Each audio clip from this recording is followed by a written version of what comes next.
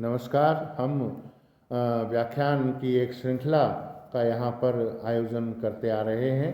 छायावाद और विशेष तौर पर सुमित्रा नंदन जी पंत को केंद्र में रखकर हम अपनी बात को आगे बढ़ा रहे हैं। इसी क्रम में हम पंत जी की भाषा के उस स्वरूप को देखेंगे जो कि चित्रमयी है, लाक्षणिक भाषा है तथा रूपक आदि का भी बहुत सफल प्रयोग इन्होंने किया है।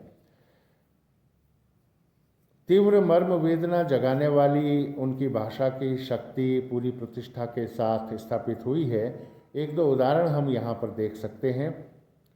अहे वासुकी सहस्त्र फन, लक्ष्य अलक्षित चरण तुम्हारे चिन्ह निरंतर, छोड़ रहे हैं जग के विक्षत वक्ष स्थल पर, शत शत फेनोच्छ्वासित स्फीत फूतकार भयंकर, घुमा रहे हैं घनाकार जगती का अंबर, मृत्यु तुम्हारा गरल दंत कंचुक कल्पांतर, अखिल विश्व ही विवर वक्र कुंडल दिग्मंडल।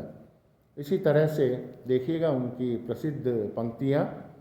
विश्वमय है परिवर्तन, अतल से उमड़ अकूल अपार, विश्वमय है परिवर्तन, अतल से उमड़ अकूल अपार, मेघ से विपुलाकार, दिशावधि में पल विविध प्रकार, अतल में मिलते तुम अविकार, अतल में मिलते तुम अविकार।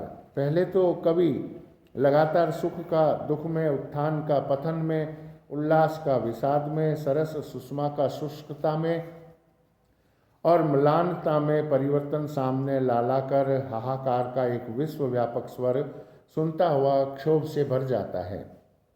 फिर परिवर्तन के दूसरे पक्ष पर भी दुख दशा से सुख दशा की प्राप्ति पर भी थोड़ा दृष्टिपात करके चिंतनोन्मुख होता है और परिवर्तन को एक महाकरुण कांड के रूप में देखने के स्थान पर सुख दुख की उलझी हुई समस्या के रूप में देखता है, जिसकी पूर्ति इस व्यक्त जगत में नहीं हो सकती, जिसका सारा रहस्य इस जीवन के उस पार ही खुल सकता है। उनकी पंक्तियों को हम यहाँ पर देख सकते हैं।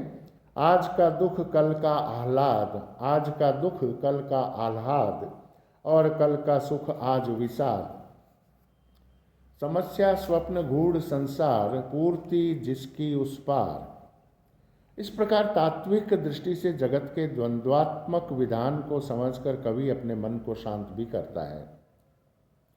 मूंदती नयन मृत्यु की रात, खोलती नव जीवन की प्रात, मूंदती नयन मृत्यु की रात, खोलती नव जीवन की प्रात, म्लान कुसुमों की मृदु मुस्कान, फलों में फलती फिर अम्लान। एक और उदाहरण देखिएगा। बिना दुख के सब सुख निहिसार, बिना दुख के सब सुख निहिसार, बिना आंसू के जीवन भार, दीन दुर्बल है रे संसार, इसी से क्षमा दया और प्यार। और जीवन के उद्देश्य का भी अनुभव कभी करता है। वेदना ही में तप कर प्राण, वेदना ही में तप कर प्राण, दमक दिखलाते स्वर्ण हुलास। जीवन का एक सत्य स्वरूप लेकर अत्यंत मार्मिक अर्थ पक्ष पर संबद्ध रूप में चलने के कारण, कल्पना की क्रीड़ा और वाग वैचित्र पर प्रधान लक्ष्य न रहने के कारण, इस परिवर्तन नाम की सारी कविता का एक समन्वित प्रभाव पड़ा है।